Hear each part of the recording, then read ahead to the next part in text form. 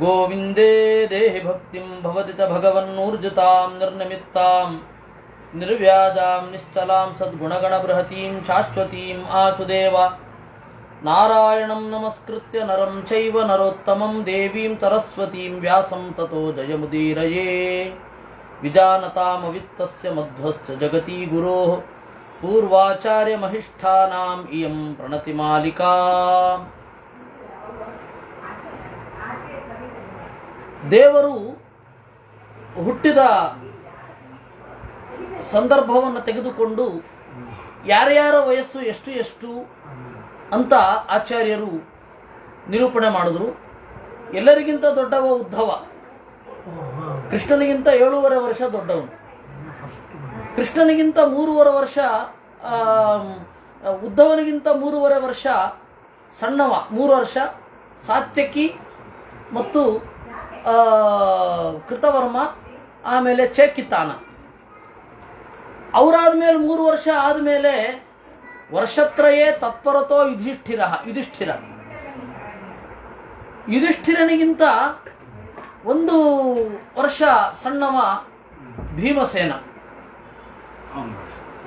ಭೀಮಸೇನಿಗಿಂತ 2 ದಿನ ಹಿರಿಯ ಅಶ್ವತ್ಥಾಮ. ಭೀಮಸೇನಿಗಿಂತ 1 ದಿನ ಹಿರಿಯ ದುರ್ಯೋಧನ. ಭೀಮಸೇನ ಹುಟ್ಟಿದ ದಿನದಲ್ಲಿಯೇ ಹುಟ್ಟಿದವ ದುಶ್ಯಾಸನ. ಅದಾದ ಮೇಲೆ 2 ತಿಂಗಳು ಯದಾ ಸಮಾಸ ದ್ವಿತಯಿ ಬಭೂವ ಅಂತ 2 ತಿಂಗಳು ಭೀಮಸೇನಿಗಿಂತ ಚಿಕ್ಕವ ನಮಗೆ ಕಾಣಸಿಗೋದು ಬಲರಾಮ. ಭೀಮಸೇನಿಗಿಂತ 2 ತಿಂಗಳು ಚಿಕ್ಕವನು. ಅದಾದ ಮೇಲೆ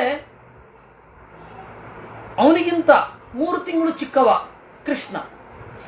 ಕೃಷ್ಣನಿಗಿಂತ 6 ತಿಂಗಳು ಚಿಕ್ಕವ ಅರ್ಜುನ. ಅರ್ಜುನನಿಗಿಂತ 1 ವರ್ಷ ಚಿಕ್ಕವರು ನಕುಲ ಸಹದೇವರು. ನಕುಲ ಸಹದೇವರಿಗಿಂತ 1 ವರ್ಷ ಚಿಕ್ಕವಳು ದ್ರೌಪದಿ. ಹೀಗೆ ಅದು ಕ್ರಮ.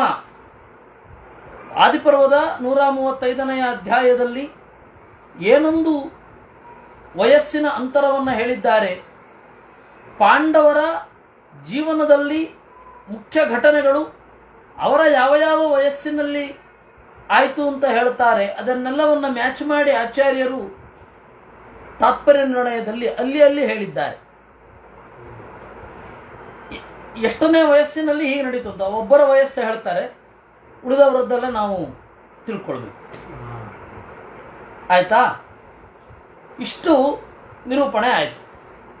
ಅವರ್ಧತಾಸೌ ಹರಿಶುಕ್ಲಕೆ ಸತಮಾವೇಶಿ ಗೋಕುಲಂ ರೋಹಿಣೇಯ ಕೃಷ್ಣೋಪಿ ಲೀಲಾ ಲಲಿತಾ ಪ್ರದರ್ಶಯನ್ ಬಲದ್ವಿತೀಯೋ ರಮಯಾಮಾತ ಗೋಷ್ಠಂ.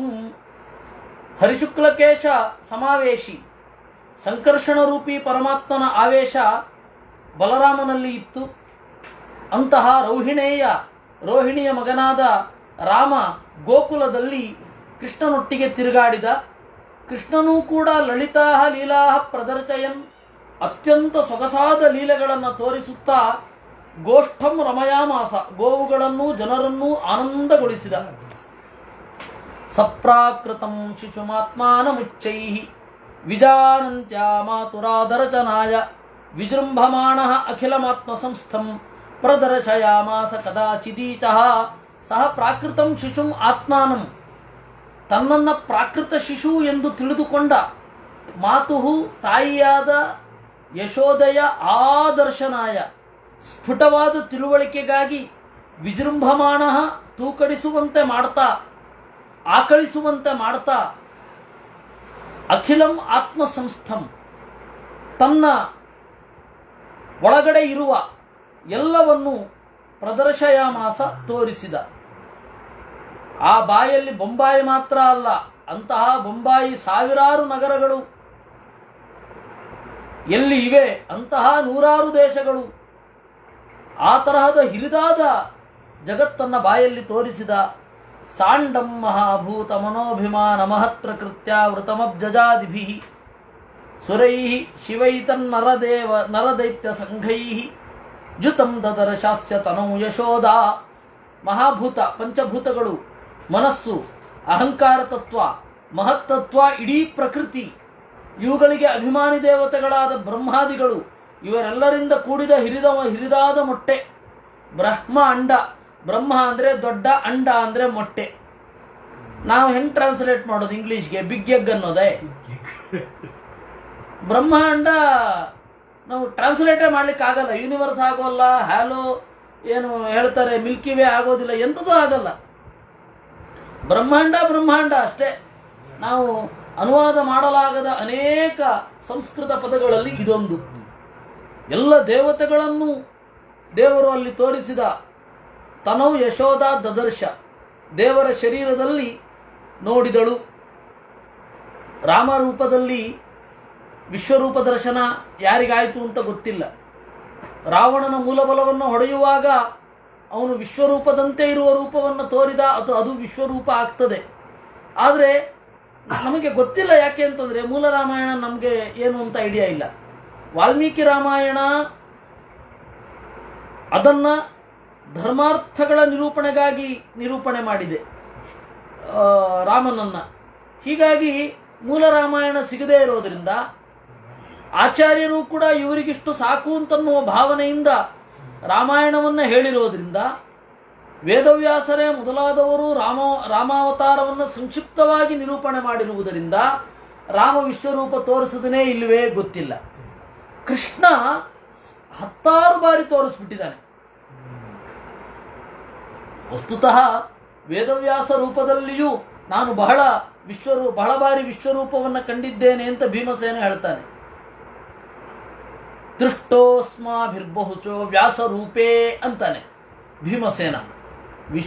ವ್ಯಾಸರೂಪದಲ್ಲಿ ವಿಶ್ವರೂಪವನ್ನು ಬಹಳ ನೋಡಿದ್ದೇನೆ ನಾನು ಅಂತ. ಆದರೆ ಕೃಷ್ಣಾವತಾರ ಕಾಲದಲ್ಲಿ ಇದು ಮೊದಲನೇದ್ದು. ಯಶೋದೆಗೆ ಆದ ದರ್ಶನ ಮೊದಲನೇದ್ದು ವಿಶ್ವರೂಪ ದರ್ಶನ. ಆಮೇಲೆ ಇನ್ನೊಮ್ಮೆ ಆಯಿತು 2ನೇ ಬಾರಿ. ಆಮೇಲೆ ಭೀಷ್ಮಕನಿಗೆ ಆಯಿತು.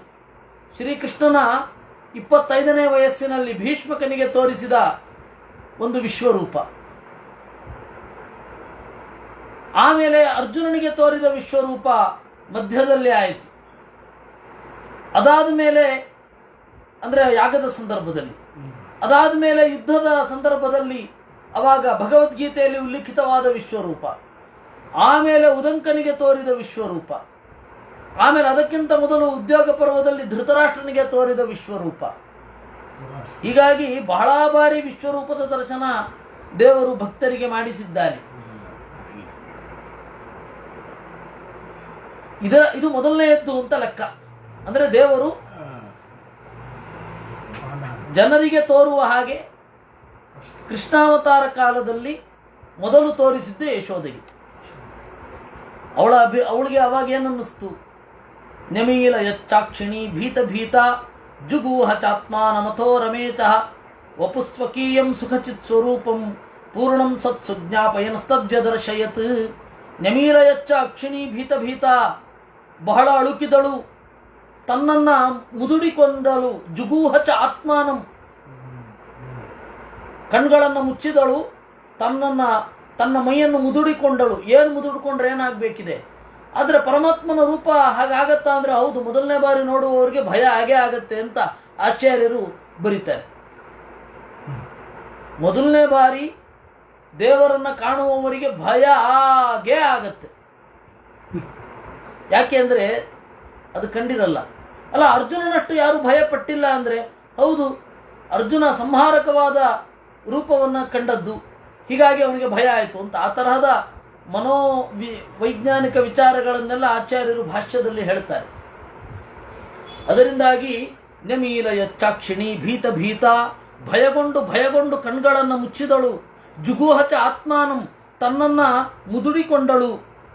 ವಪುಸ್ವಕೀಯಂ ಸುಖಚಿತ್ ಸ್ವರೂಪಂ, ಆನಂದ ಅರಿವುಗಳೇ ಮೈವೆತ್ತಿರುವ ತನ್ನ ಮೈಯನ್ನು ದೇವರು ತೋರಿಸಿದ.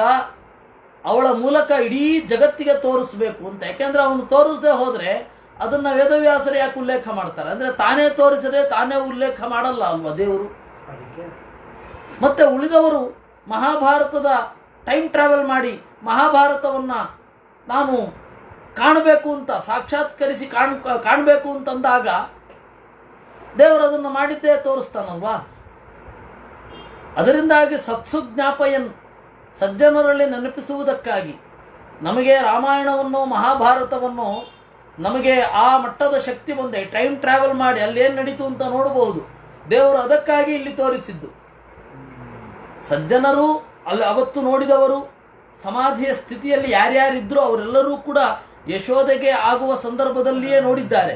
ಏಕೆಂದರೆ ಅರ್ಜುನನಿಗೆ ಆ ರೀತಿ ಹೇಳ್ತಾರೆ, ಅದೇ ನ್ಯಾಯವನ್ನು ಇಲ್ಲಿಯೂ ನಾವು ಅನ್ವಯ ಮಾಡಿಕೊಳ್ಬೇಕು. ಆ ಕಾಲದಲ್ಲಿ ಅರ್ಜುನನಿಗಿಂತ ಎತ್ತರದ ಎಲ್ಲ ದೇವತೆಗಳು, ದ್ರೌಪದಿ, ಭೀಮ, ರುದ್ರ, ಗರುಡ, ಶೇಷ ಎಲ್ಲರೂ ಕಂಡಿದ್ದಾರಂತೆ. ಆಯ್ತಾ? ಹಾಗೆ ದೇವರು ಪ್ರತಿ ಬಾರಿ ಹಾಗೆ ತೋರಿಸಿದಾಗ ಅದನ್ನು ನೋಡುವವರ ಜೊತೆಗೆ ಸೈಮಲ್ಟೇನಿಯಸ್ಲಿ ಅದೇ ಕಾಲದಲ್ಲಿ ಕೆಲವರು ನೋಡ್ತಾರೆ, ಕೆಲವರು ಟೈಮ್ ಟ್ರಾವೆಲ್ ಮಾಡಿ ನೋಡ್ತಾರೆ. ಧರ್ಮೇಣ ಅನ್ವೀಕ್ಷತಾಂ ಗತಿಂ ಅಂತಾರೆ ವಾಲ್ಮೀಕಿಗಳು.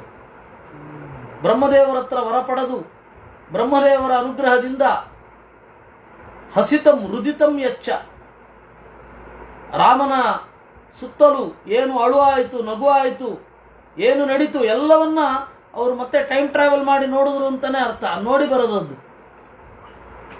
ಹೀಗಾಗಿ ರಾಮಾಯಣ ಮಹಾಭಾರತಗಳು ಒಬ್ಬ ಕವಿಯ ಕೇವಲ ಸೃಷ್ಟಿ ಅಲ್ಲ. ಸೃಷ್ಟಿ ಅನ್ನೋದು ಅದು ಬಹಳ ದೊಡ್ಡ ಸಂಗತಿ. ಸುಮ್ಮನೆ ಸೃಷ್ಟಿ ಮಾಡಲಿಕ್ಕಾಗಲ್ಲ. ಏಕೆಂದರೆ ನಾವು ಒಂದು ಕಾದಂಬರಿಯನ್ನು ಆ ತರಹ ಹೇಳ್ತಾರಲ್ಲ, ಆಯಿತು ಒಂದು ಕಾದಂಬರಿ ಬರ್ಕೊಡಿ ನೋಡೋಣ. ಕಾದಂಬರಿ ಅಂದರೆ ಅಷ್ಟು ಕಳಪೆ ಅಲ್ವಾ. ಒಂದು ಕಾವ್ಯಕೃತಿಯನ್ನು ಬರ್ಕೊಡಿ ಅಂದರೆ ಕಷ್ಟ ಇದೆ, ನಮಗೆ ಕಷ್ಟ ಇದೆ. ಅದರಿಂದಾಗಿ ಆ ಸೃಷ್ಟಿ ಮಾಡೋದು ದೊಡ್ಡದೆ. ಅದರಲ್ಲಿಯೂ ನಾವು ಬೇರೆ ಬೇರೆ ಕಡೆಯ ಕಾಲ್ಪನಿಕವಾದ ಸಂಗತಿ ಅಂದರೆ ನಾವು ನೋಡಿದ್ದರ ಸಮಾನ ಸಂಗತಿಯನ್ನು ನಾವು ಒಂದು ವ್ಯಕ್ತಿಯ ರೂಪದಲ್ಲಿ ಕಟ್ಟಿಕೊಡೋದು ಅಲ್ವಾ. ಎಲ್ಲ ಕಾವ್ಯದವರು ಮಾಡೋದು ಹಾಗೆ, ಎಲ್ಲ ಕವಿಗಳು ಮಾಡೋದು ಹಾಗೆ, ಅಥವಾ ಈಗ ಉಪನ್ಯಾಸ ಕಾದಂಬರಿ ಏನಿದೆ ಅವರೆಲ್ಲ ಮಾಡೋದೇ ಹಾಗೆ.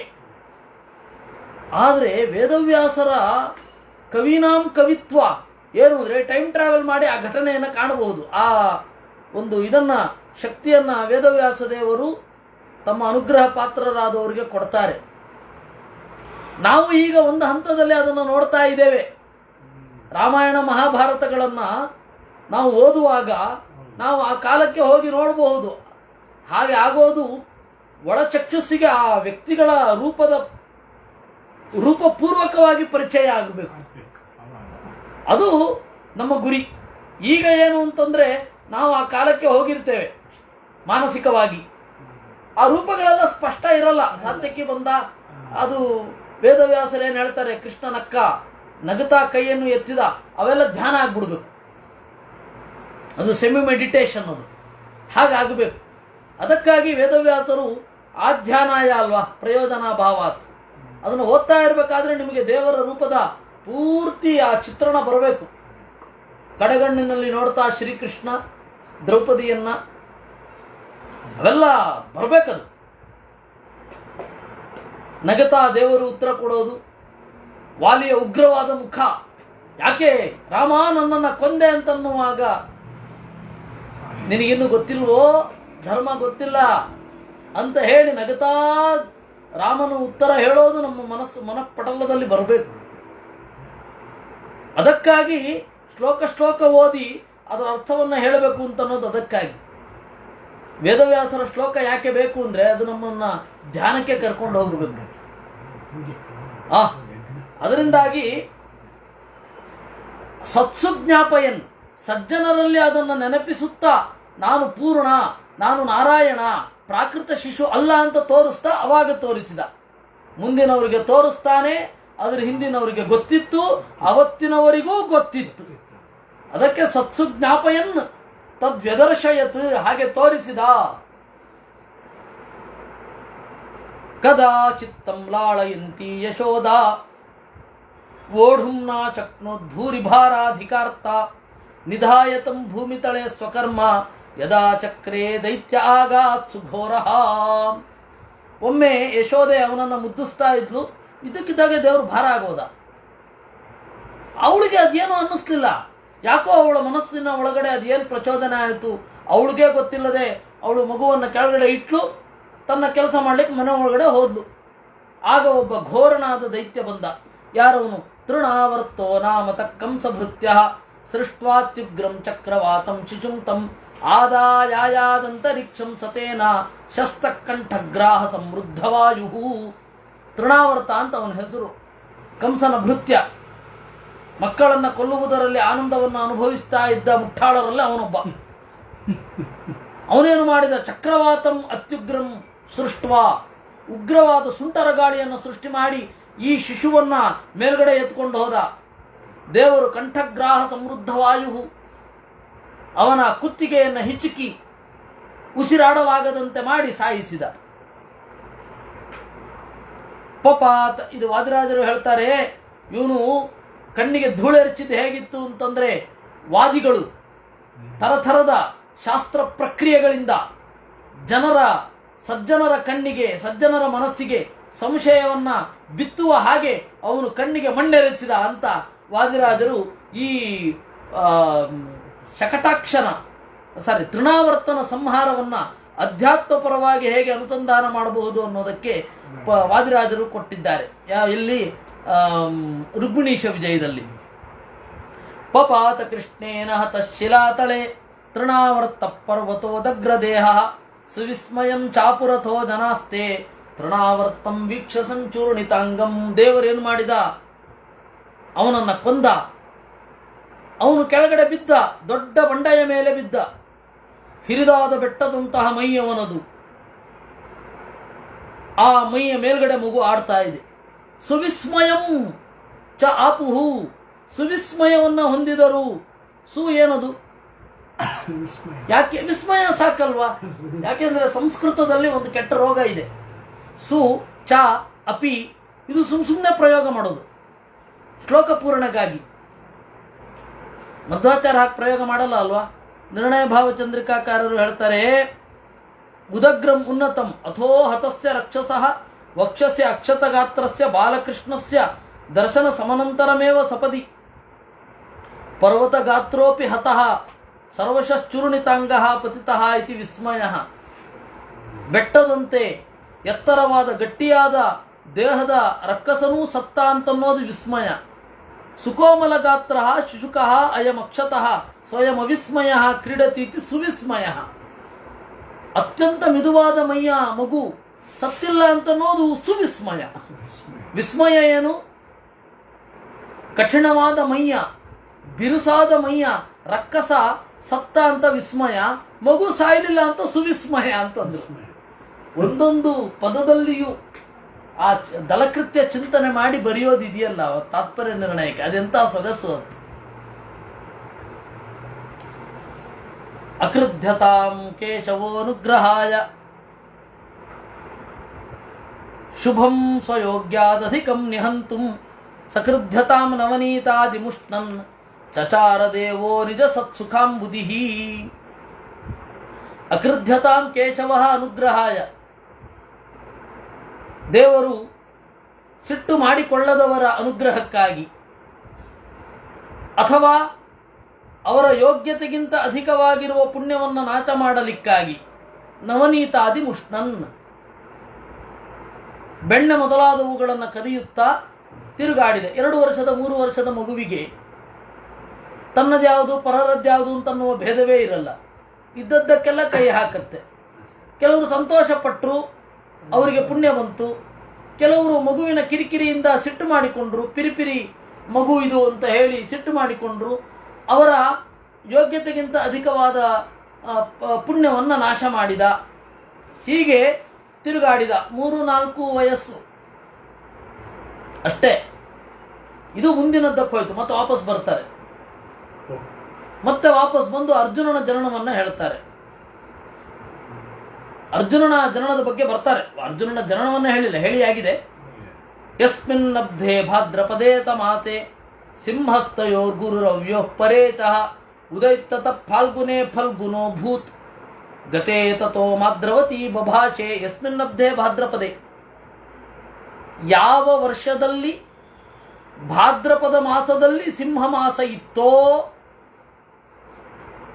ಆವಾಗ ದೇವರು ಹುಟ್ಟಿದ. ಆವಾಗಿನ ಅಷ್ಟಮಿಯಲ್ಲಿ ಅದರಿಂದ ಸರಿಯಾಗಿ 6 ತಿಂಗಳು ಫಾಲ್ಗುಣ ಮಾಸ, ಅದರಲ್ಲಿ ಅರ್ಜುನ ಹುಟ್ಟಿದ. ಅದಾದ್ಮೇಲೆ 6 ತಿಂಗಳಾದ್ಮೇಲೆ, ಅದಾದ್ಮೇಲೆ 1 ವರ್ಷ ಆದ್ಮೇಲೆ ಮಾದ್ರವತಿ ಬಭಾಚೆ, ಮಾದ್ರಿ ಮಾತನಾಡಿದ್ಲು.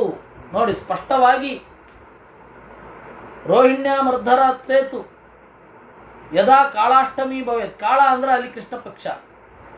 ರೋಹಿಣಿಯಲ್ಲಿ ಯಾವಾಗ ರೋಹಿಣಿ ನಕ್ಷತ್ರದ ಯೋಗ ಇದ್ದಾಗ, ಕೃಷ್ಣ ಪಕ್ಷದ ಅಷ್ಟಮಿ ಇದ್ದಾಗ ಯಾವಾಗ ಯೋಗ ಬರುತ್ತೋ ಆವಾಗ ದೇವರ ಜನನದ ನೆನಪಿಗಾಗಿ ವ್ರತವೊಂದನ್ನು ಮಾಡಬೇಕು ಅಂತ ಆಚಾರ್ಯರು. ವಿಷ್ಣು ತೀರ್ಥರು ಹೇಳಿದರು, ಸಿಂಹಮಾಸೇತು ರೋಹಿಣ್ಯ ಯುತಾಂ ಕೃಷ್ಣಾಷ್ಟಮೀಂ ಪುಮಾನ್ ಉಪೋಷ್ಯ ಮಧ್ಯರಾತ್ರಿ ಪೂಜೆಯೇ ನಂದನಂದನಂ ಅಂತ ಸನ್ಯಾಸ ಪದ್ಧತಿಯಲ್ಲಿ ನಿರೂಪಣೆ ಮಾಡಿದ್ದಾರೆ. ಸಿಂಹಮಾಸ ಅಂತ ಇಟ್ಕೊಂಡಾಗ ಸರಿ ಹೋಗುತ್ತೆ. ದೇವರು ಭಾದ್ರಪದದಲ್ಲಿ ಹುಟ್ಟಿದ್ದು ಹೌದು, ಅವಾಗ ಸಿಂಹಮಾಸ ಇತ್ತು. ಶ್ರಾವಣದಲ್ಲಿ ಸಿಂಹಮಾಸ ಬಂದರೆ ಅಲ್ಲಿ ಆಚರಣೆ, ಭಾದ್ರಪದದಲ್ಲಿ ಸಿಂಹಮಾಸ ಬಂದರೆ ಅಲ್ಲಿ ಆಚರಣೆ. ಎಲ್ಲ ಗೊಂದಲಗಳು ಉಂಟಾಗಿದ್ದು ಸತ್ಯಪರಾಯಣ ತೀರ್ಥರ ಮತ್ತೆ ಕೃಷ್ಣಾಚಾರ್ಯರ ಸ್ಮೃತಿ ಮುಕ್ತಾವಳಿಯಿಂದ. ಆಚಾರ್ಯರು ಸ್ಪಷ್ಟ ಇದ್ದಾರೆ. ನಾವು ಆಚಾರ್ಯರ ಮಾತಿಗೆ ಅವರ ಮಾತನ್ನ ಕೂಡಿಸ್ಬೇಕೇ ವಿನಃ ಆಚಾರ್ಯರ ಮಾತನ್ನೇ ಅದಕ್ಕೆ ಕೂಡಿಸ್ಲಿಕ್ಕೆ ಹೋಗಬಾರದು. ಅದರಿಂದಾಗಿ ಇಲ್ಲಿ ಸ್ಪಷ್ಟವಾಗಿ ಸಿಂಹಸ್ಥಯೋ ಗುರು ರವ್ಯೋ, ರವಿ ಮತ್ತೆ ಗುರು ಸಿಂಹಮಾಸ ಸಿಂಹರಾಶಿಯಲ್ಲಿ ಇದ್ದಾಗ, ಅವತ್ತಿನ ವರ್ಷದಲ್ಲಿ ಭಾದ್ರಪದ ಮಾಸ ಇದ್ದಾಗ ದೇವರು ಬಂದ. ಅದರಿಂದ ಫಾಲ್ಗುಣ ಮಾಸದಲ್ಲಿ ಅಂದರೆ 6 ತಿಂಗಳು ಚಿಕ್ಕವ ಅರ್ಜುನ. ಅದಾದ ಮೇಲೆ 1 ವರ್ಷ ಆದ ಮೇಲೆ ಮಾದ್ರವತಿ ಬಭಾಷೆ, ಮಾದ್ರಿ ಹೇಳಿದಳು. ಏನು? ಯಾರಿಗೆ? ಪಾಂಡುವಿಗೆ. ಜಾತಾಸ್ತುತಾಸ್ತೆ ಪ್ರವರಾಸ್ಪೃಥಾಯಾಂ ಏಕಾನಪತ್ಯಾ ಹಮತ ಪ್ರಸಾದಾತ್ ತವೈವ ಭೂಯಾತಮಹಂ ಸುತೇತ ವಿಧತ್ಸ್ವ ಕುಂತೀಂ ಮಮ ಮಂತ್ರದಾತ್ರೀಂ. ನಿನಗೆ ಒಳ್ಳೆಯ ಮಕ್ಕಳು ಹುಟ್ಟಿದ್ದಾರೆ ಪಾಂಡು, ಆದರೆ ಮಕ್ಕಳು ಹುಟ್ಟಿದ್ದು ಪೃಥಾಯಾಂ ಕುಂತಿಯಲ್ಲಿ. ಏಕ ಅನಪತ್ಯ ಅಹಂ, ನಾನು ಒಬ್ಬಳೇ ಮಕ್ಕಳಿಲ್ಲದವಳು. ನಿನ್ನ ಅನುಗ್ರಹದಿಂದ ಮಕ್ಕಳು ನನಗಾಗಲಿ. ವಿಧತ್ಸ್ವ ಕುಂತೀಂ ಮಮ ಮಂತ್ರದಾತ್ರೀಂ, ಕುಂತಿಯನ್ನ ಪ್ರಚೋದನೆ ಮಾಡು, ನನಗವಳು ಮಂತ್ರವನ್ನು ಕೊಡಲಿ, ನಾನು ಮಕ್ಕಳನ್ನು ಪಡಿತೇನೆ.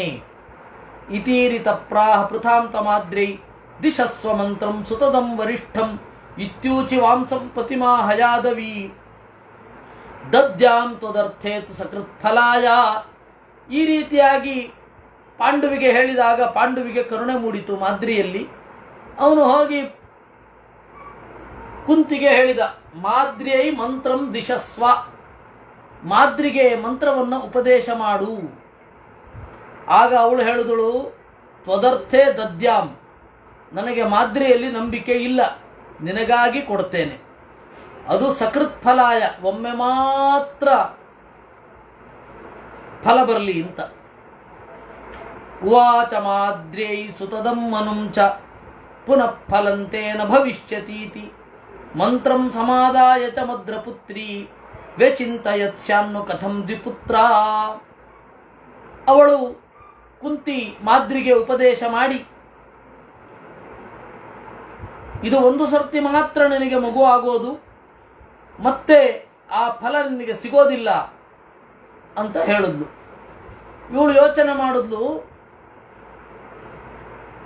ಸ್ಯಾನ್ನು ಕಥಂ ದ್ವಿಪುತ್ರ, ನನಗೆ 2 ಮಕ್ಕಳಾಗಬೇಕು ಹೇಗೆ ಅಂತ ಯೋಚನೆ ಮಾಡಿದ್ಲು. ಯಾಕೆಂದ್ರೆ ಮಂತ್ರ ಒಂದೇ ಇದೆ, ಒಂದೇ ಮಂತ್ರದಿಂದ 2 ಫಲವನ್ನು ಪಡಿಬೇಕು. ಹೇಗೆ? ದೇವತಾ ಸ್ವರೂಪವನ್ನ ಯೋಚನೆ ಮಾಡ್ತಾ ಬಂದು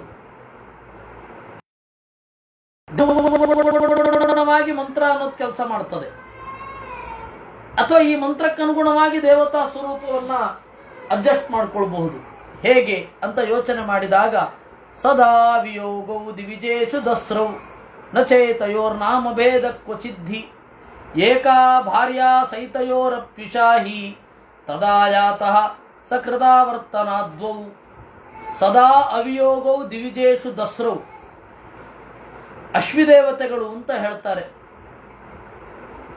ಅವರಿಗೆ ವಿಯೋಗವೇ ಇಲ್ಲ, ಯಾವಾಗಲೂ ಒಟ್ಟಿಗೆ ಇರ್ತಾರೆ. ನಚ ಏತಯೋರ್ ನಾಮಭೇದ, ಅವರಿಬ್ಬರಿಗೂ ಬೇರೆ ಬೇರೆ ಹೆಸರು ಇಲ್ಲ. ದಸರಾ ಅನ್ನೋದು ಇಬ್ಬರಿಗೂ ಹೆಸರು, ನಾಸತ್ಯ ಅನ್ನೋದು ಇಬ್ಬರಿಗೂ ಹೆಸರು. ಏಕಾ ಭಾರ್ಯ ಸಹಿತಯೋ ಅಪಿ ಉಷಾ, ಅವರಿಬ್ಬರಿಗೂ ಒಬ್ಬಳೇ ಹೆಂಡತಿ ಉಷಾ ಅಂತ. ಅವಳು ನಾಮಾಭಿಮಾನಿನಿ ಅವಳು. ಅಶ್ವಿದೇವತೆಗಳು ದಿಗಭಿಮಾನಿಗಳು, ಕಿವಿಯ ಅಭಿಮಾನಿಗಳು. ಹೀಗಾಗಿ ಎರಡು ಕಿವಿಯಿಂದ ಕೇಳೋದು ಒಂದೇ ಶಬ್ದ ಅಲ್ವಾ. ದೇವತೆಗಳ ದಾಂಪತ್ಯ ಅನ್ನೋದು ತತ್ವಕ್ಕೆ ಸಂಬಂಧಪಟ್ಟೇ ಇರುತ್ತೆ. ಆ ದೇವತೆಗಳ ದಾಂಪತ್ಯ ಅನ್ನೋದು ಎಲ್ಲ ಜನರಿಗೆ ಉಪಯೋಗ ಆಗಿ ಇರುತ್ತೆ. ಹೀಗೆ ಕೂಡ ಒಂದು ನಾಮವನ್ನು ಉಚ್ಚಾರ ಮಾಡಿದ್ರೆ ಎರಡೂ ಕಿವಿಗಳು ಕೇಳುತ್ತವೆ. ಸಾಮಾನ್ಯವಾಗಿ ಕರ್ಮದಿಂದಾಗಿ ಒಂದು ಕಿವಿ ಕೇಳದೆ ಹೋದರೆ ಅಥವಾ ಕಿವಿ ಕೇಳದೆ ಹೋದರೆ ಅದಕ್ಕೂ ಇದಕ್ಕೂ ಸಂಬಂಧ ಇಲ್ಲ, ಅದಕ್ಕೂ ದಾಂಪತ್ಯಕ್ಕೂ ಸಂಬಂಧ ಇಲ್ಲ. ಇತಿ ಕ್ಷಂತ್ಯಕಾರಿತಾವಶ್ವಿನೌತೌ ಶೀಘ್ರ ಪ್ರಾಪ್ತೌ ಪುತ್ರಕೌ ತತ್ಪ್ರಸೂತೌ. ಅದರಿಂದಾಗಿ ದಸರಾ ಅಂದ್ರೂ ಇಬ್ರು ಬರ್ತಾರೆ, ಒಂದೇ ಬಾರಿ ಹೇಳಿದ್ರು ಇಬ್ರು ಬರ್ತಾರೆ ಅಂತ ಯೋಚನೆ ಮಾಡೋದು. ನೋಡಿ ಅವಳ ಯೋಚನೆ. ತಂತ್ರಶಾಸ್ತ್ರದಲ್ಲಿ ಏನು ಅಥೆಂಟಿಸಿಟಿ ಇರಬೇಕು ಅವಳಿಗೆ ದೇವತಾ ಸ್ವರೂಪ ಗೊತ್ತಿರಬೇಕು, ತಂತ್ರಶಾಸ್ತ್ರ ಗೊತ್ತಿರಬೇಕು. ಅದರಿಂದಾಗಿ ಮಾದ್ರಿ ಒಂದೇ ಮಂತ್ರ ಎರಡು ಫಲ ಅಂತ ಹಾಗೆ ಯೋಚನೆ ಮಾಡಿದ್ಲು. ಇತಿ ಕ್ಷಂತ್ಯಕಾರಿತಾವಶ್ವಿನೌತೌ. ಅದರಿಂದಾಗಿ ತಾತ್ಪರ್ಯ ನಿರ್ಣಯ ಅದು ಆಚಾರ್ಯ ಹೇಳ್ತಾರೆ, ಸಮಸ್ತ ಶಾಸ್ತ್ರಾರ್ಥ ವಿಶೇಷತೋ ಭಾರತ ವರ್ತ್ಮಚಾರಿ ಅಂತ ಎಲ್ಲ ಶಾಸ್ತ್ರಗಳನ್ನು ಒಳಗೊಂಡಿದೆ. ವಿಶೇಷವಾಗಿ ಭಾರತದ ದಾರಿಯಲ್ಲಿ ಹೋಗ್ತಾ ಇದೆ ಅಂತೆಲ್ಲ ಶಾಸ್ತ್ರಗಳ ಐಡಿಯಾನು ಇರಬೇಕಾಗುತ್ತೆ. ಇತಿ ಕ್ಷಂತ್ಯಕಾರಿತಾವಶ್ವಿನೌತವು. ಈ ರೀತಿಯಾಗಿ ಅಶ್ವಿದೇವತೆಗಳನ್ನು ಕರೆದ್ಲು. ಶೀಘ್ರ ಪ್ರಾಪ್ತೌ ಪುತ್ರಕೌ ತತ್ಪ್ರಸೂತೌ. ಬೇಗ ಬಂದರು, ಇಬ್ಬರು ಮಕ್ಕಳು ಬಂದರು. ತಾವೇವ ದೇವೌ ನಕುಲ ಪೂರ್ವಜಾತಃ ಸಹದೇವೋ ಭೂತ್ ಪಶ್ಚಿಮಸ್ಥೌ ಯಮೌಚ. ಮೊದಲು ಹುಟ್ಟಿದವ ನಕುಲ, ನಂತರ ಹುಟ್ಟಿದವ ಸಹದೇವ. ಅಲ್ಲ, ಸಹದೇವ ನಕುಲ ಅಂತಲೂ ಹೇಳ್ತಾರಲ್ಲ, ಹೌದು. ಅವಳಿಗಳಲ್ಲಿ ಮೊದಲು ಹುಟ್ಟಿದವ ತಮ್ಮ, ನಂತರ ಹುಟ್ಟಿದವ ಅಣ್ಣ. ಯಾಕೆಂದರೆ ಮೊದಲ ಒಂದು ದೇಹ ಬೆಳೆದಿರುತ್ತೆ, ಆಮೇಲೆ ಎರಡನೇ ಒಂದು ದೇಹ ಬೆಳೆಯುತ್ತೆ.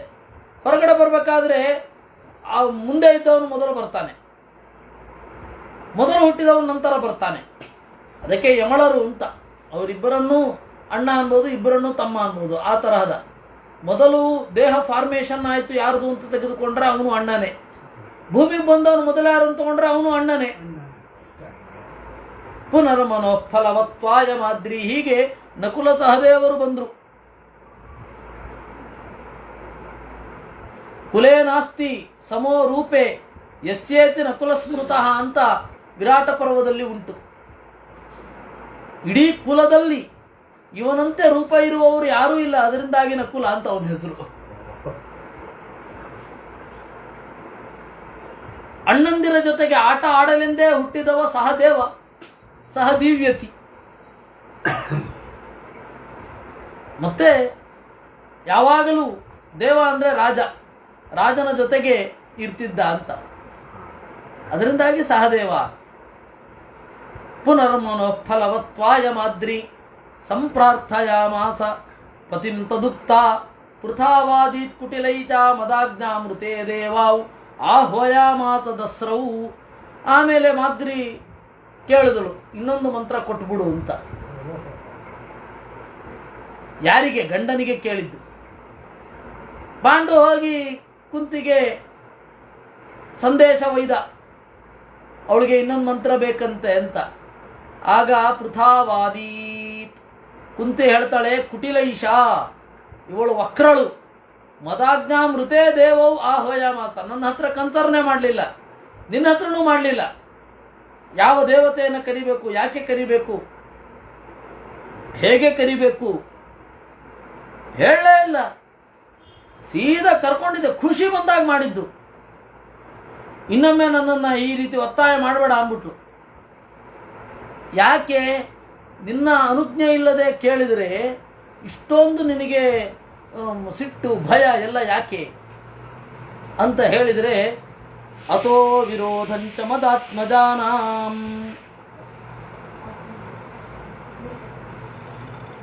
ಕುರಿಯಾದೇಶೇತ್ಯೇವ ಭೀತಾಂ ನಮಾಂ ತ್ವಂ ನಿಯೋಕ್ತುಮರ್ಹಃ ಪುನರೇವ ರಾಜನ್ನಿತೀರಿತೋಸೋ ವಿರರಾಮಕ್ಷಿತೀಚಃ.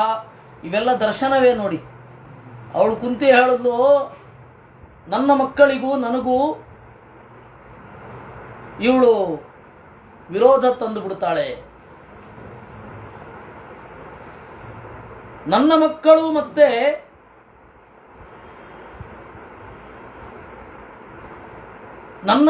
ಮತ್ತೆ ಅವಳ ಮಕ್ಕಳ ನಡುವೆ ಜಗಳವನ್ನು ಇವಳೇ ಎಬ್ಬಿಸ್ತಾಳೆ ಅಂತ ಅಂದುಬಿಟ್ಲು. ನೋಡಿ, ಇದು ಕುಂತಿಯ ದರ್ಶನ.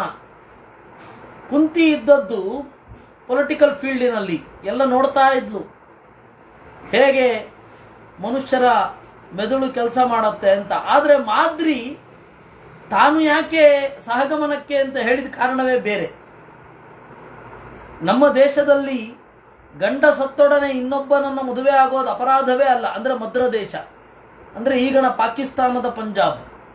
ಅದರಿಂದಾಗಿ ನಾವು ಸ್ವೇಚ್ಛೆಯಿಂದ ಮದುವೆ ಮಾಡ್ಕೊಂಡು ಹೊರಟೋಗ್ತೇನೆ. ನನಗೆ ಮಕ್ಕಳನ್ನು ನೋಡುವಂತಹ ಮನಸ್ಸು ಇಲ್ಲ, ಮತ್ತೆ ಇಬ್ಬರನ್ನು ನಾನು ಬ್ಯಾಲೆನ್ಸ್ಡ್ ಆಗಿ ನೋಡ್ತೇನೆ ಅನ್ನುವ ಭರವಸೆಯೇ ನನಗಿಲ್ಲ. ಯಾಕೆ ಅಂದರೆ ನಮ್ಮದು ಕಾಮಕೇಂದ್ರಿತ ಜೀವನ, ಮಾದ್ರಿ ಹೇಳೋದು. ಅದರಿಂದಾಗಿ ನಾನು ಸಹಗಮನ ಮಾಡ್ತೇನೆ. ಮತ್ತು ನನ್ನ ತಪ್ಪಿನಿಂದಾಗಿ ಪಾಂಡು ಮರಣವನ್ನು ಹೊಂದಿದ್ದು ಅಂತ. ಆದರೆ ಈ ಮಾದ್ರಿಯ ವ್ಯೂ ಕುಂತಿಗಿರಲಿಲ್ಲ. ಕುಂತಿ ಏನು ಹೇಳಿದ್ಲು, ಅಯ್ಯೋ ನನ್ನ ಮಕ್ಕಳು ಮತ್ತು ಅವ್ರ ಮಕ್ಕಳ ನಡುವೆ ಗಲಾಟೆ ಆಗೋಗತ್ತಪ್ಪ, ಅದರಿಂದಾಗಿ ನಾನು ಮಾಡೋಲ್ಲ. ಯಾಕೆಂದರೆ ಅವಳು ಕುಂತಿ ಹೇಗೆ ಯೋಚನೆ ಮಾಡಿದ್ಲು ಅಂದರೆ, ನೋಡಿ, ಮಂತ್ರ ಬೇಕಾದದ್ದು ಯಾರಿಗೆ? ಮಾದ್ರಿಗೆ. ಸೀದಾ ನನ್ನ ಹತ್ರನೇ ಬಂದು ಕೇಳ್ಬೋದಿತ್ತು, ಅಥವಾ ಗಂಡನ ಎದುರುಗಡೆ ನನ್ನ ಕೇಳ್ಬೋದಿತ್ತು. ಇದ್ಯಾವುದನ್ನು ಮಾಡಲಿಲ್ಲ ಅವಳು. ಗಂಡನನ್ನು ಕಳುಹಿಸಿ ಗಂಡನ ಮೂಲಕ ಮಂತ್ರವನ್ನು ಪಡೆದು, ಆ ಮಂತ್ರವನ್ನು ನಾನು ಒಂದೇ ಸರ್ತಿ ಅಂತ ಹೇಳಿದರೂ ಕೂಡ 2 ಫಲವನ್ನು ಪಡೆದು ಈ ಥರ ಯೋಚನೆ ಮಾಡುವವಳು ಮುಂದೆ ಇನ್ನೇನು ಮಾಡ್ತಾಳೋ ಅಂತ ಅವಳು ಯೋಚನೆ ಮಾಡೋದು. ಆಮೇಲೆ ಒಂದೇ ಸರ್ತಿ ಫಲ ಅಂತ ಹೇಳಿದಾಗ ಹೂ ಅಂತ ತಲೆ ಆಡಿಸಿ ಮಕ್ಕಳನ್ನು ಪಡೆದ ಮೇಲೆ ಇನ್ನೊಂದು ಸರ್ತಿ ಫಲ ಬೇಕು. ಮತ್ತೆ ಅವಳಿಗೆ ನಾನು ವಿನೀತಳಾಗಿ ನಡೆದುಕೊಂಡ್ರೆ 2ನೇ ಬಾರಿ ತನಗೆ ಫಲವನ್ನು ಇವಳು ಕೊಡ್ತಾಳೆ ಅನ್ನುವ ಭರವಸೆ ಇಲ್ಲ. ಅಂದರೆ ನನ್ನ ಮೇಲೆ ಅವಳಿಗೆ ಭರವಸೆ ಇಲ್ಲ.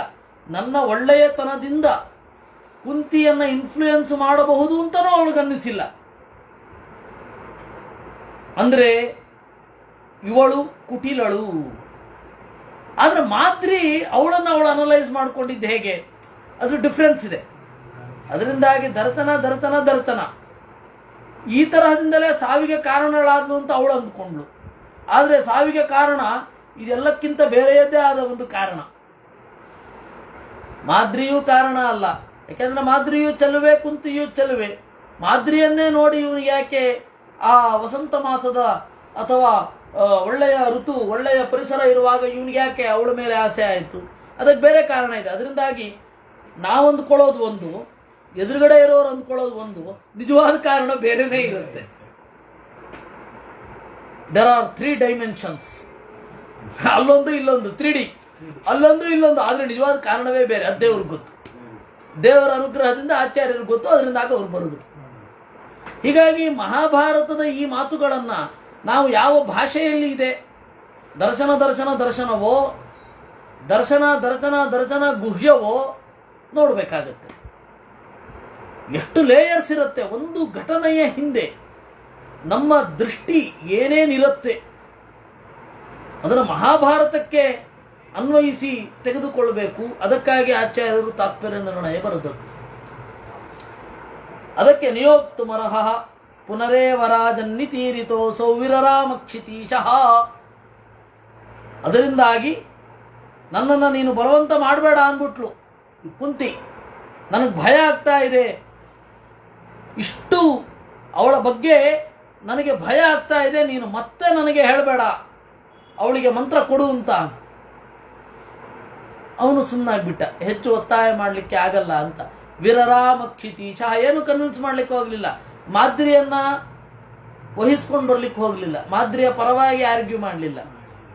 ಮಾದ್ರಿಗೆ ಕುಂತಿಯ ಭಯವನ್ನು ಹೇಳಿ ಬೈಲಿಲ್ಲ, ಸುಮ್ಮನೆ ಇದ್ಬಿಟ್ಟ. ಯಾಕೆಂದ್ರೆ ಏನು ಬದಲಾವಣೆ ಮಾಡ್ಲಿಕ್ಕೆ ಆಗುವಲ್ಲ, ಆವಾಗ ಸುಮ್ಮನೆ ಇರೋದು ಉತ್ತಮ. ವಿಶೇಷ ನಾಮ್ನೈವ ಸಮಾಹುತಾಸ್ತುತಾನ್ ದದ್ಯುಸ್ತುರ ಇತ್ಯವಿಶೇಷಿತಂ ತಯೋ ವಿಶೇಷ ನಾಮಾಪಿ ಸಮಾಹ್ವಯತ್ತೌ ಮಂತ್ರಾವೃತ್ತಿರ್ನಾಮ ಭೇದೇಸ್ಯ ಚೋಕ್ತ.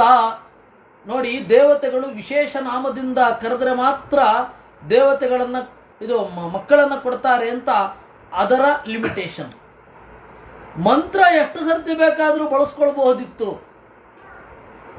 ಒಮ್ಮೆ ಕುಂತಿ ಏನಾದರೂ ಅದನ್ನು ಹೇಳಿದ್ರೆ ಆ ಮಂತ್ರವನ್ನು ಕೊಟ್ಟು ಎಷ್ಟು ಸರ್ತಿ ಬೇಕಾದರೂ ಬಳಸ್ಕೊಳ್ಳಬಹುದು ಅಂತ ಹೇಳಿದ್ದಿದ್ರೆ ಅನ್ಲಿಮಿಟೆಡ್ ಆಗಿ ಮಾಡ್ಕೊಂಡ್ಬಿಡ್ತಾ ಇದ್ಳು ಮಾದ್ರಿ. ಯಾಕೆಂದ್ರೆ ತಂತ್ರ ಗೊತ್ತಿದೆ, ವಿಶೇಷವಾದ ನಾಮದಿಂದ ಕರೆದರೆ ಮಾತ್ರ ಮಕ್ಕಳು ಬರ್ತಾರೆ, ಮಕ್ಕಳು ಸಿಗ್ತಾರೆ. ಅದು ದೇವತೆಯಿಂದ ನೇರವಾಗಿ ಮಕ್ಕಳನ್ನ ಪಡಿತಾರೆ.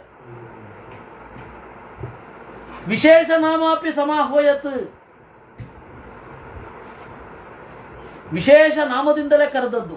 ದಸರಾ ಅನ್ನೋದು ಇಬ್ಬರ ವಿಶೇಷ ನಾಮ, ನಾಸತ್ಯ ಅನ್ನೋದು ಇಬ್ಬರದ್ದು ವಿಶೇಷ ನಾಮ. ಇದು ಬಹಳ ಅಪರೂಪ. ದೇವತಾ ದ್ವಂದ್ವ ಸಾಕಷ್ಟಿದೆ ವೇದದಲ್ಲಿ. ಇಂದ್ರಾಗ್ನಿಗಳಿದ್ದಾರೆ, ಆಯ್ತಾ, ಮಿತ್ರಾವರುಣರಿದ್ದಾರೆ. ಆದರೆ ಅಶ್ವಿದೇವತೆಗಳಲ್ಲಿ ಮಾತ್ರ ಈ ಎಕ್ಸ್ಕ್ಲೂಸಿವ್ ಆಸ್ಪೆಕ್ಟ್ ಇರೋದು. ಇಬ್ಬರಿಗೂ ಒಂದೇ ವಿಶೇಷ ನಾಮ. ಆ ಕಾರಣದಿಂದ ಮಂತ್ರಕ್ಕೆ ಲಿಮಿಟೇಷನ್ ಇರಲಿಲ್ಲ. ಇವು ಲಿಮಿಟೇಷನ್ ಅನ್ನ ಫಿಕ್ಸ್ ಮಾಡಿದ್ಲು. ಯಾಕೆಂದ್ರೆ ಕುಂತಿಗೆ ಸ್ವಯಂ ನಿಯಂತ್ರಣ ಇತ್ತು, ಸೆಲ್ಫ್ ಕಂಟ್ರೋಲ್ ಇತ್ತು, ಆಟೋ ಕಂಟ್ರೋಲ್ ಇತ್ತು.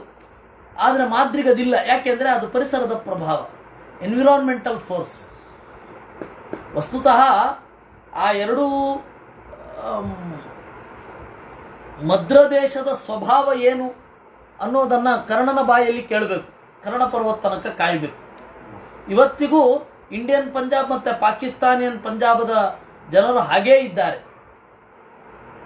ಅದನ್ನು ಅಲ್ಲಿ ಕೇಳಿಕೊಳ್ಳುವಂಥವರಾಗಿ ನಿಮಗೆ ಆಶ್ಚರ್ಯ ಆಗುತ್ತೆ, ಹೀಗೊಂದು ಸಂಸ್ಕೃತಿ ಇದೆಯಾ ಅಂತ. ಸೊ ಜೀವ ಒಬ್ಬ ಒಳ್ಳೆಯವನಾಗಿದ್ರೂ ಕೂಡ ಎನ್ವಿರಾನ್ಮೆಂಟಲ್ ಫೋರ್ಸಿನಿಂದ ಆ ಪರಿಸರಕ್ಕೆ ಅನುಗುಣವಾಗಿ ನಡೀತಾನೆ. ಅವನ ಸ್ವಭಾವ ಒಳ್ಳೆ ದಾರಿಯಲ್ಲಿ ಹೋಗ್ತಾ ಇರುತ್ತೆ. ಅದರಿಂದಾಗಿ ಒಬ್ಬನ ಬಿಹೇವಿಯರಲ್ ಪ್ಯಾಟರ್ನ್ನ ಚಿಂತನೆ ಮಾಡಬೇಕು ಅಂದರೆ ಇವು ಮೂರನ್ನು ಬೇರೆ ಬೇರೆಯಾಗಿ ಇಟ್ಕೊಂಡು ನೋಡೇ ತಿಳಿಬೇಕು. ಎನ್ವಿರಾನ್ಮೆಂಟಲ್ ಫೋರ್ಸು, ಜೆನೆಟಿಕಲ್ ಫೋರ್ಸು ಮತ್ತು ನ್ಯಾಚುರಲ್ ಫೋರ್ಸ್, ಮೂರನ್ನು ಬೇರೆ ಬೇರೆಯಾಗಿಯೇ ಚಿಂತನೆ ಮಾಡಬೇಕು. ಇಲ್ಲ ಅಂದರೆ ಗುಣಗ್ರಹಣವೇ ಆಗಲ್ಲ.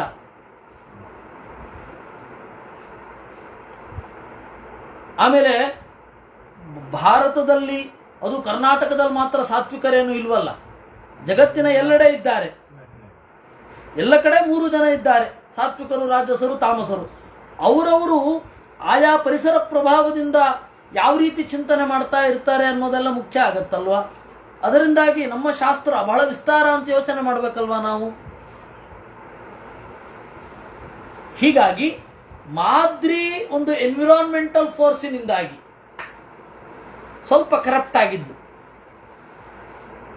ಅದನ್ನ ಹೇಳಿ ತಿದ್ದುವವರು ಯಾರು? ವೇದವ್ಯಾಸರೇ ಬರಲಿಲ್ಲ, ಸುಮ್ಮನೆ ಇದ್ಬಿಟ್ರು. ಪಾಂಡವಿಗೂ ಅನ್ನಿಸ್ಲಿಲ್ಲ. ಕುಂತಿ ಅದನ್ನೆಲ್ಲ ಹೇಳ್ತಾಳೆ. ಸೂಕ್ಷ್ಮವಾದ ಮಾಯಾ ಇದರಲ್ಲಿ ಅವಳ ಕೃಷ್ಣನನ್ನ ಕುರಿತಾದ ಚಿಂತನೆಯಲ್ಲಿ ಆಗಾಗ ಬರುತ್ತೆ. ಅವರು ಏನು ಕೃಷ್ಣನ ಜೊತೆ ಮಾತನಾಡ್ತಾರಲ್ಲ, ಆಗಾಗ ಈ ಭಾಗವತದಲ್ಲಿ ಆಗಲಿ, ಯಾವುದೇ ಗ್ರಂಥ, ವಿಷ್ಣು ಪುರಾಣಾದಿ ಗ್ರಂಥಗಳಲ್ಲಿ ಅವರ ವರ್ತನೆಯ ಹಿನ್ನೆಲೆಯಲ್ಲಿ ಅವರು ಸ್ತೋತ್ರ ಮಾಡ್ತಾ ಇರ್ತಾರೆ. ಅವರ ಜೀವನದ ಹಿನ್ನೆಲೆಯಲ್ಲಿ ಸ್ತೋತ್ರ ಮಾಡ್ತಾ ಇರ್ತಾರೆ. ಎಲ್ಲರದು ಒಂದೇ ಥರ ಏನಿರಲ್ವಲ್ಲ, ಎಲ್ಲರೂ ಒಂದೇ ಬ್ಯಾಕ್ಗ್ರೌಂಡಿಂದ ಬಂದಿರಲ್ಲ, ಎಲ್ಲರೂ ಒಂದೇ ಪರಿಸರದಲ್ಲಿ ಬಂದಿರಲ್ಲ, ಎಲ್ಲರೂ ಒಂದೇ ಜೆನೆಟಿಕಲ್ ಬ್ಯಾಕ್ಗ್ರೌಂಡ್ ಇರಲ್ಲ. ಬೇರೆ ಬೇರೆ ಹಿನ್ನೆಲೆಯಲ್ಲಿ ಸ್ತೋತ್ರ ಮಾಡ್ತಾರೆ. ಒಬ್ಬ ಆಡಳಿತದ ಹಿನ್ನೆಲೆಯಲ್ಲಿ ದೇವರನ್ನು ಕಂಡ್ರೆ, ಇನ್ನೊಬ್ಬ ತಿರ್ಯಗ್ಯೋನಿಯ ಹಿನ್ನೆಲೆಯಲ್ಲಿ ದೇವರನ್ನು ಕಾಡ್ತಾನೆ.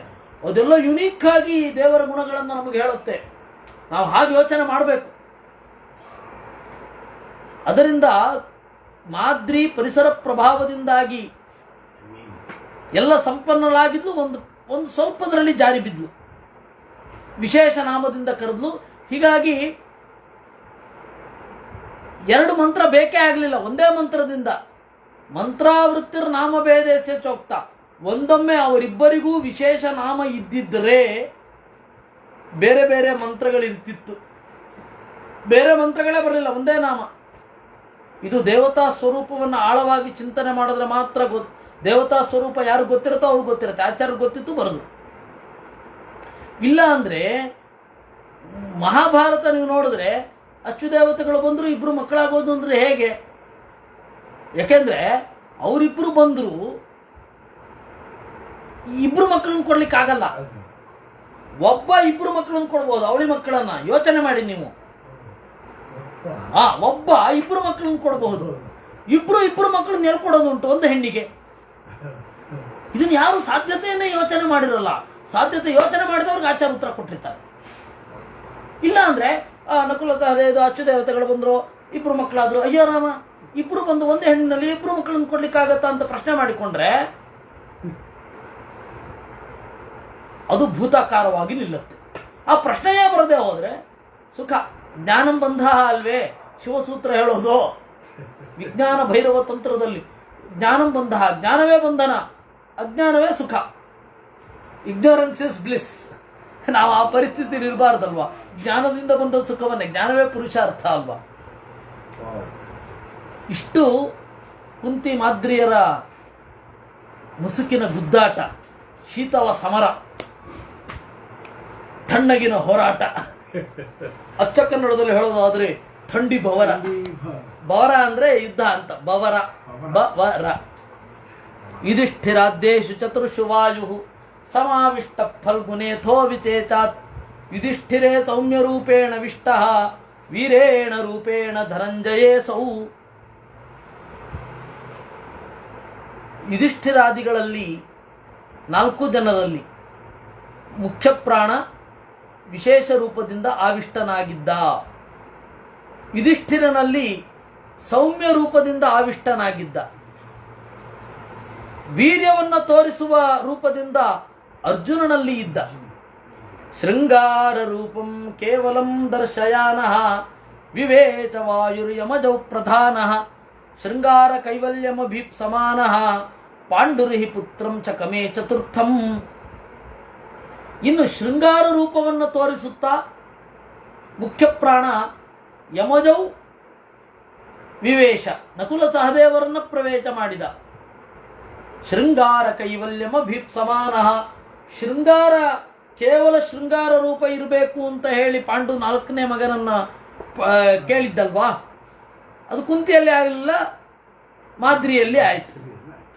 ಶೃಂಗಾರ ರೂಪೋ ನಕುಲೇ ವಿಚೇಚಾತ್, ಮುಖ್ಯ ಪ್ರಾಣ ಶೃಂಗಾರ ರೂಪನಾಗಿ ನಕುಲನಲ್ಲಿ ಪ್ರವೇಶ ಮಾಡಿದ. ಸುನೀತಿ ರೂಪ ಸಹದೇವಂ ವಿವೇಚ, ಸುನೀತಿ ರೂಪನಾಗಿ ಸಹದೇವನನ್ನು ಪ್ರವೇಶ ಮಾಡಿದ. ಎಲ್ಲ ಗುಣಗಳಿಂದ ಭೀಮಸೇನನಾಗಿಯೇ ಇದ್ದ. ಇಷ್ಟು ಆಚಾರ್ಯರು ಯಾಕೆ ಹೇಳಬೇಕಾಯಿತು ಅಂತಂದ್ರೆ, ಹಿಡಂಬಿ ಬರ್ತಾಳೆ, ಭೀಮಸೇನನ ಅದ್ಭುತ ಸೌಂದರ್ಯವನ್ನು ವರ್ಣನೆ ಮಾಡ್ತಾಳೆ. ಭೀಮಸೇನನ ವಿಕಾರಗಳು ಇಡೀ ಮಹಾಭಾರತದಲ್ಲಿ ಎಲ್ಲಿಯೂ ವರ್ಣಿತವಾಗಿಲ್ಲ. ಆ ಭೀಮಸೇನನಲ್ಲಿರುವ ರೂಪ ಎಂಥದ್ದು? ಇನ್ನು ನಕುಲನ ರೂಪವನ್ನು ವರ್ಣನೆ ಮಾಡ್ತಾರೆ. ಅದೇನದು ನಕುಲನ ರೂಪವನ್ನು ವರ್ಣನೆ ಮಾಡೋದು? ಉಳಿದವರು ವಿಕಾರವಾಗಿದ್ರ? ಇಲ್ಲ ತಾನೆ. ಅವರವರದು ಒಂದು ಸ್ಪೆಷಲ್ ಏನು ಗೆಸ್ಟರ್ಸ್ ಇದೆ, ಅದನ್ನು ಹೇಳ್ತಾರೆ. ಸ್ಪೆಷಲ್ ಗೆಸ್ಟರ್ಸ್ ಕೆಲವೊಂದನ್ನು ಹೇಳ್ತಾರೆ. ಆಮೇಲೆ ಸ್ಪೆಷಲ್ ಫೀಚರ್, ಪ್ರಚಂಡ ಘೋಣ ಅಂತ ಧರ್ಮರಾಜನಿಗೆ ದಪ್ಪವಾದ ಉದ್ದವಾದ ಮೂಗಿತ್ತು ಅಂತ ಹೇಳ್ತಾರೆ. ಉದ್ದವಾದ ಮೂಗು. ಅದಕ್ಕೆ ಅವರು ವೇದವ್ಯಾಸರು ಚಂದ ಅಂದ್ರೆ ಅದನ್ನೇ ಹೇಳೋದು. ಅರಗಿನ ಮನೆಯನ್ನು ಪ್ರವೇಶ ಮಾಡಿದಾಗ ತನ್ನ ನೀಳವಾದ ಮೂಗಿನಿಂದ ನಿಡಿದಾಗಿ ಉಸಿರಾಡ್ಕೊಂಡಂತೆ ಧರ್ಮರಾಜ. ಇಲ್ಲೆಲ್ಲ ತುಪ್ಪ ಬೆರೆಸ್ಬಿಟ್ಟಿದ್ದಾರೆ, ನಮ್ಮನ್ನು ಕೊಲ್ಬೇಕು ಅಂತಾನೆ ಇದ್ರ ಪ್ಲಾನ್ ಅಂತ. ಈ ಸಿಮೆಂಟಿನಲ್ಲಿ ಅಥವಾ ಅವತ್ತಿನ ಕಾಲದ ಮಣ್ಣಿನಲ್ಲಿ, ಸಿಮೆಂಟ್ ಈಗ ಮನೆ ಕಟ್ಟಿದ್ನಲ್ಲ ಯಾರು, ಇವನು ಯಾರು, ಪುರಂಜನ ಮನೆ ಕಟ್ಟಿದ್ನಲ್ಲ, ಇದು ನಮ್ಮನ್ನ ಬೆಂಕಿ ಕೊಡ್ಲಿಕ್ಕೆ ಅಂತಾನೆ ಈ ಮನೆ ಮಾಡಿದ್ದಾರೆ ಅಂತ ಪಕ್ಕ ಗ್ರಹಿಸ್ಬಿಟ್ಟ ಅಂತೆ. ಆ ಮಣ್ಣಿನಲ್ಲಿ ಬೆರೆತಿರುವ ತುಪ್ಪ, ಅರಗು, ತವರ ಎಲ್ಲ ಪಕ್ಕ ಮೂಗಿನಲ್ಲಿ. ನನಗೆ ವೇದವ್ಯಾಸರು ಹೇಳುವಾಗ ತಲೆಗೆ ಬಂದು, ಉದ್ದವಾದ ಮೂಗಿನ 6 ಅಡಿಯ ಎತ್ತರದ ವ್ಯಕ್ತಿ ಒಂದು ಮೂಗಿನಿಂದ ಸೊಂತ ಉಸಿರಾಡಿಕೊಂಡು ಭೀಮಾ ಬೆಂಕಿ ಕೊಡ್ಲಿಕ್ಕೆ ಈ ಮನೆ ಮಾಡಿದಾರೋ ಅಂತಂದ್ರೆ ಅದು ನೆನಪಿಸ್ಕೊಂಡೇ ಮೈಯೆಲ್ಲ ರೋಮಾಂಚನ ಆಗತ್ತೆ. ಅದರಿಂದಾಗಿ ಒಬ್ಬೊಬ್ಬರಿಗೆ ಒಂದೊಂದು ಫೀಚರ್ಗಳನ್ನ ಹೇಳಿದ್ದಾರೆ. ಭೀಮಸೇನನ ಫಿಸಿಕಲ್ ಫೀಚರು ಮತ್ತು ಗೆಸ್ಚರು, ಅದನ್ನು ಕೆಲವೊಂದು ಎಕ್ಸ್ಕ್ಲೂಸಿವ್, ಕೆಲವೊಂದೆಲ್ಲ ಸಾಮಾನ್ಯವಾಗಿರುತ್ತಲ್ಲ, ಒಂದೇ ಥರ ಇರುತ್ತೆ. ಪಾಂಡವಿನ ಥರನೇ ಇರುತ್ತೆ, ಪಾಂಡವರು ಅಂತ ಯಾಕೆ ಕರೀತಾರೆ. ಮತ್ತು ಅದರ ಹಿಂದೆ ಇರಬಹುದಾದ ಏನು ಸಂಗತಿಯನ್ನೆಲ್ಲ ನಾವು ಬಿಂಬ ಭಾವದಲ್ಲಿ ಚರ್ಚೆ ಮಾಡಿದ್ದೇವೆ 1ನೇ ಅಧ್ಯಾಯದಲ್ಲಿ. ಹೀಗಾಗಿ ಭೀಮಸೇನ ಸೊಗಸು ನೋಡಲಿಕ್ಕೆ, ಅಶ್ವತ್ಥಾಮ ಅಂತೂ ಚಂದ ಅವನು. ಇದರಲ್ಲಿ ಮಹಾಭಾರತದಲ್ಲಿ ವೇದವ್ಯಾಸರು ಕೊರಳು ಬಿಚ್ಚಿ ಹೋಗಳಿರೋದು ಚಂದ ಅಂತ ಹೇಳಿ ಇಬ್ಬರನ್ನ, ಒಂದು ಭೀಮಸೇನ, ಇನ್ನೊಂದು ಅಶ್ವತ್ಥಾಮ. ಆದರೆ ನಮಗೆ ಅರ್ಜುನ ಚಂದ ಅಂತ, ನಕುಲ ಚಂದ ಅಂತ ಅನ್ಸುತ್ತೆ. ಯಾಕಂದ್ರೆ ನಮಗೆ ಭೀಮಸೇನ ಅಂತಂದ್ರೆ ಡೊಳ್ಳು ಹೊಟ್ಟೆಯ ಮೀಸೆ ಇರದ ಒಬ್ಬ ತಿಂಬಂಡಿ. ಯಾಕಂದ್ರೆ ನಾವು ವೇದವ್ಯಾಸರ ಮಹಾಭಾರತ ಓದಿಲ್ಲ. ಇಲ್ಲಿ ಹಾಗಲ್ಲ. ಮುಖ್ಯ ಪ್ರಾಣ ಭೀಮನಾಗಿ ಅಷ್ಟು ಚಲುವನಿದ್ದ. ಆದರೆ ನಕುಲಂತರಹ ಅವನನ್ನ ಯಾರು ಗುರುತಿಸ್ತಿಲ್ಲ. ಜನರ ದರ್ಶನ ಏನಿತ್ತು, ಓ ನಕುಲ ಸುಂದರ ಅಂತ. ಯಾಕೆ ಜನರ ದರ್ಶನ? ಅದು ಸುಪಲ್ಲವಾಕಾರ ತನುರ್ಹಿ ಕೋಮಳ ಪ್ರಾಯೋಜನೆ ಪ್ರೋಚ್ಯತೆ ರೂಪಶಾಳಿ ತತಸ್ಸುಜಾತಂ ವರವಜ್ರಕಾಯೌ ಭೀಮಾರ್ಜುನ ವಪೃತೆ ಪಾಂಡುರೈಚ್ಛತ್. ಹೆಣ್ಣಿನ ಸೌಂದರ್ಯ, ಗಂಡಿನ ಸೌಂದರ್ಯ ಅಂತ ಎರಡುಂಟು. ಗಂಡು ಸುಂದರನಾಗಿರಬೇಕು ಅಂದರೆ ಹೆಣ್ಣಿನ ಮೋರೆ ಇರಬೇಕು ಅಂತ ಬಯಸ್ತಾರೆ. ಹೆಣ್ಣಿನ ಆಕಾರ ಇರುವ ಗಂಡನ್ನ ಸುಂದರ ಅಂತ ಜನ ಅನ್ಕೊಳ್ಳೋದು, ಅದು ಜನರ ತಪ್ಪು, ಅದು ಬೇರೆ. ಹೀಗಾಗಿ ಭೀಮಸೇನ ಅರ್ಜುನರೆಂಬ ಚಲುವರಿದ್ರೂ ಕೂಡ ಪಾಂಡು 4ನೇವನೊಬ್ಬ ಬೇಕು, ಹೆಣ್ಣಿನಂತೆ ಮೋರೆ ಇರುವ ಅಥವಾ ಹೆಣ್ಣಿನಂತೆ ಮೈ ಇರುವ ಮಿದುವಾದ ಮೈಯ ಮಗನೊಬ್ಬ ಬೇಕು ಅಂತ ಬಯಸಿದ್ದಂತೆ. ಯಾರು ವೇದಾಂತರದ ನಿಜವಾದ ಸ್ಪರ್ಶ ಇರ್ತದೆ, ಲಕ್ಷಣಶಾಸ್ತ್ರದ ಅರಿವಿರ್ತದೆ, ಅವರು 32 ಲಕ್ಷಣೋಪೇತವಾದ 32 ಲಕ್ಷಣಗಳಿಂದ ಕೂಡಿದ ಭೀಮನನ್ನೇ ಚಲುವ ಅಂತ ಪರಿಗಣಿಸ್ತಾರೆ. ಉಳಿದವರಿಗೆ ಆ ದರ್ಶನ, ಆ ಒಂದು ವ್ಯೂ ಇಲ್ಲದವರಿಗೆ ವಾಮ, ಭಾಮ ಅಂದ್ರೆ ಗಂಡಿನ ಚಲುವು, ವಾಮ ಅಂದ್ರೆ ಹೆಣ್ಣಿನ ಚಲುವು. ಎರಡೂ ಬೇರೆ ಬೇರೆ ಇದೆ. ಆ ಗಂಡಿನ ದೇಹದಲ್ಲಿ ಹೆಣ್ಣಿನ ಚಲುವನ್ನ ಕಂಡ್ರೆ ಚಂದ ಅಂತಾರೆ. ನಮ್ಮ ಮೆಂಟಾಲಿಟಿ ಹಾಗೆ, ಚಾಕ್ಲೇಟ್ ಹೀರೋ ಅಂತ ಹೇಳಿ ಅಂಥವ್ರನ್ನೇ ಇಷ್ಟಪಡೋದು ಅಲ್ವಾ? ಆ ತರಹ ಅಂದರೆ ಅವತ್ತಿನಿಂದ ಅದು ಬಂದ್ಬಿಟ್ಟಿದೆ. ಅದನ್ನು ಮೀರಿ ನೋಡಬೇಕು, ಅದನ್ನು ಮೀರಿ ಒಂದು ಸೌಂದರ್ಯದ ಶಾಸ್ತ್ರ ಗೊತ್ತಿರಬೇಕು ನಮಗೆ. ಎಸ್ಥೆಟಿಕ್ಸು ಆಚಾರ್ಯರು ನಿರೂಪಣೆ ಮಾಡೋದೇ ಬೇರೆ. ಇವರೆಲ್ಲ ಆನಂದ ಕುಮಾರಸ್ವಾಮಿಯನ್ನು ಹಿಡ್ಕೊಳ್ತಾರೆ ಎಸ್ಥೆಟಿಕ್ಸ್ಗೆ, ಬೇರೆ ಯಾರು ಹೇಳಲಿಲ್ಲ. ವಿದೇಶದಲ್ಲಿ ಹೇಳಿದ್ದಾರೆ, ಪ್ರಾಚೀನ ಭಾರತದ ದಾರ್ಶನಿಕರು ಯಾರು ಹೇಳಲಿಲ್ಲ ಅಂತ. ಮಧ್ವಾಚಾರ್ಯ ಹೇಳಿದ್ದಾರೆ, ಮಾಧ್ವರಿಗೆ ಗೊತ್ತಿಲ್ಲ ಅಂದರೆ ಉಳಿದವ್ರಿಗೆ ಗೊತ್ತಿರ್ತದ? ಆಚಾರ್ಯರು ಮಾತ್ರ ಬಹಳ ಸೊಗಸಾಗಿ ಒಂದು ಎಸ್ಥೆಟಿಕ್ಸ್, ಸೌಂದರ್ಯ ಶಾಸ್ತ್ರವನ್ನು ನಿರೂಪಣೆ ಮಾಡಿದ್ದಾರೆ. ಪಾಪ ಸ್ವಾಮಿಗಳೇನು ಹೇಳೋದು? ಸ್ವಾಮಿಗಳಿಗೆ ಆ ಸೌಂದರ್ಯ ಶಾಸ್ತ್ರ ಅಂತ ಅನ್ನೋದೊಂದು ಇರುತ್ತೆ ಅಂತ ಪರಿಚಯ ಮಾಡಿಸ್ಬೇಕಲ್ವ ನಾವು. ಅದರಿಂದಾಗಿ ಅಲ್ಲ, ಅದು ಏನಾಗತ್ತೆ, ಬಾಲ ಸನ್ಯಾಸಿಗಳು ಯಾರಾಗಿರ್ತಾರೆ ಅವ್ರಿಗೆ ಐಡಿಯಾ ಇರಲ್ಲ. ನಾವು ಬೈತಾ ಇಲ್ಲ, ಬಾಲ ಸನ್ಯಾಸಿಗಳು ಯಾರು ಇರ್ತಾರೆ ಅವ್ರಿಗೆ ಐಡಿಯಾ ಇರಲ್ಲ. ವಿದ್ವಾಂಸರು ನೋಡಲ್ಲ, ಮತ್ತೆ ತಿಳಿಬೇಕಾದದ್ದು ಎಲ್ಲಿಂದ? ಅದಕ್ಕೆ ಬಹಳ ಕಷ್ಟ, ದೇವರೇ ಹೊಳಿಸ್ಬೇಕಷ್ಟೆ. ಯಾಕಂದ್ರೆ ಆಚಾರ್ಯರು ಸೌಂದರ್ಯ ಶಾಸ್ತ್ರದ ಬಗ್ಗೆ ಬಹಳ ಮಾತನಾಡಿದ್ದಾರೆ. ಇಲ್ಲಿ ಒಂದು ಸ್ವಲ್ಪ ಸುಪಲ್ಲವಾಕಾರ ತನುರ್ಹಿ ಕೋಮಳ ಪ್ರಾಯೋಜನೆ ಪ್ರೋಚ್ಯತೆ ರೂಪಶಾಲಿ ತತಃಸುಜಾತಂ ವರವಜ್ರಕಾಯೌ ಭೀಮಾರ್ಜುನ ವಪ್ರಿತೆ ಪಾಂಡುರೈಚ್ಛತ್ ಅಪ್ರಾಕೃತಾನಾಂ ಅಂತನ್ನುವ ಎರಡು. ಇದರಲ್ಲಿ ನಮ್ಮ ಸಮಗ್ರ ಇಂಡಿಯನ್ ಎಸ್ಥೆಟಿಕ್ಸು ಯಾವ ಇದ್ರ ಮೇಲೆ ನಿಂತಿದೆ ಅಂತ. ಆಮೇಲೆ ಭಾಸನೂ ಹೇಳ್ತಾನೆ ಸ್ವಲ್ಪ, ಆಮೇಲೆ ವಾಲ್ಮೀಕಿಗಳು ಹೇಳ್ತಾರೆ, ಅದನ್ನು ಗುರುತಿಸ್ಬೇಕಲ್ಲ. ದಾರ್ಶನಿಕಾಚಾರ್ಯರಲ್ಲಿ, ಮತಾಚಾರ್ಯರಲ್ಲಿ ಹೇಳಿದ್ದು ಆಚಾರ್ಯರು.